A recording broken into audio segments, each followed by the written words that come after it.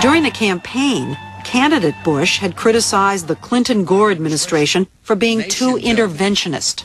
If we don't stop extending our troops all around the world in nation-building missions, then we're going to have a serious problem coming down the road, and I'm going to prevent that. The president had just run a campaign about being humble and not engaging in nation building.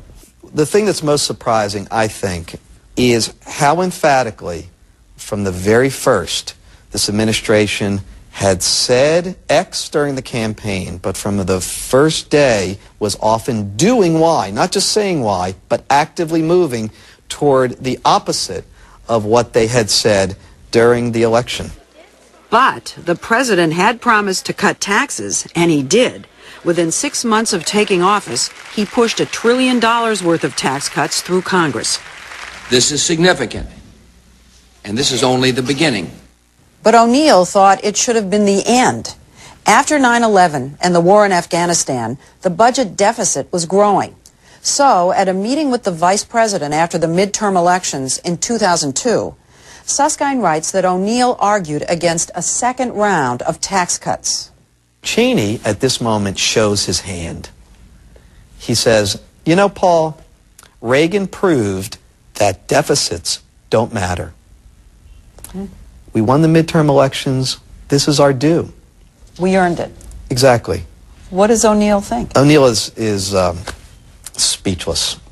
It was not just about not winning the tax cut. It was about how to use the nation's resources to improve the condition of our society. And I thought the weight of working on Social Security and fundamental tax reform was a lot more important than a tax reduction. Did you think it was irresponsible? Well, it's for sure not what I would have done. O'Neill accuses Vice President Dick Cheney of not being an honest broker, but with a handful of others, part of a Praetorian Guard that encircled the president to block out contrary views. O'Neill says this is the way Dick likes it. Meanwhile, the White House was losing patience with O'Neill. He was becoming known for a series of off-the-cuff remarks his critics called gaffes. One of them sent the dollar into a nosedive and required major damage control. Twice during stock market meltdowns, O'Neill was not available to the president.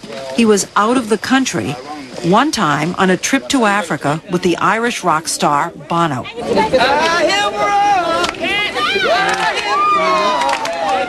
Africa made an enormous splash. It was like a road show. He comes back, and the president says to him at a meeting, says, you know, you're getting quite a cult following. And it clearly was not a joke, and it was not said in jest. It was.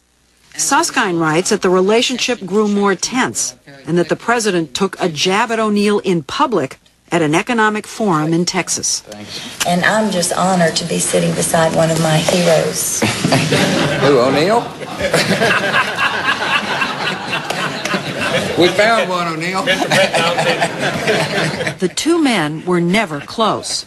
O'Neill was not amused when Mr. Bush began calling him the Big O. He thought the president's habit of giving people nicknames was a form of bullying. Everything came to a head for O'Neill at a November 2002 meeting at the White House of the economic team. Well, it's a huge meeting. You've got Dick Cheney from the, secure location on the video. The president is there. Suskind, who was given a nearly verbatim transcript by someone who attended the meeting, says everyone expected Mr. Bush to rubber stamp the plan under discussion, a big new tax cut. But according to Suskind, the president was perhaps having second thoughts about cutting taxes again and was uncharacteristically engaged. He asked, haven't we already given money to rich people? This second tax cut's going to do it again. The president himself says, but we already gave it to the rich people? Yes. He says, why are we doing it again? Why are we doing it again? He says, why are we doing it again? Now, his advisors, they say, well, Mr. President, the upper class, they're the entrepreneurs. That's the standard response. And the president kind of goes, okay, that's the response. And then he comes back to it again. Well, shouldn't we be giving money to the middle? Won't people be able to say, you did it once, and then you did it twice, and what was it good for?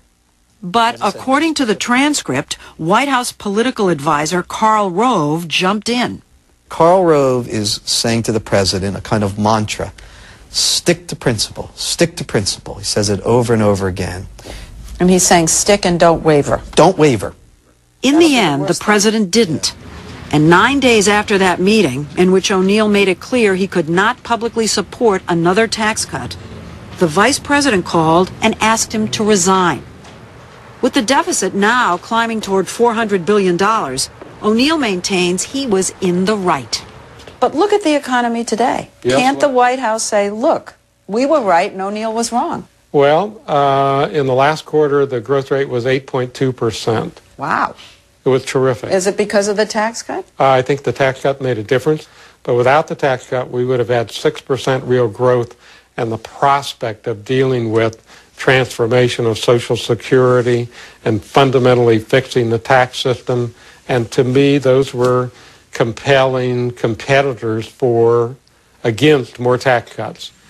While in the book, O'Neill comes off as constantly appalled at Mr. Bush, he was surprised when I told him I found his portrait of the president unflattering.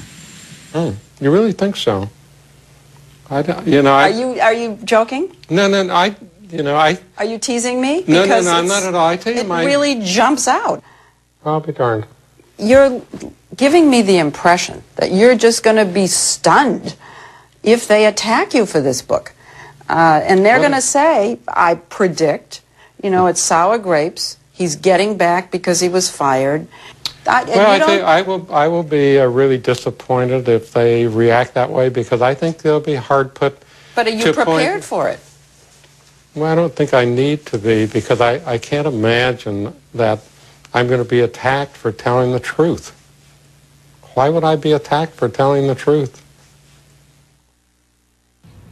White House spokesman Scott McClellan was asked about the book on Friday and said, the president is someone that leads and acts decisively on our biggest priorities, and that is exactly what he'll continue to do.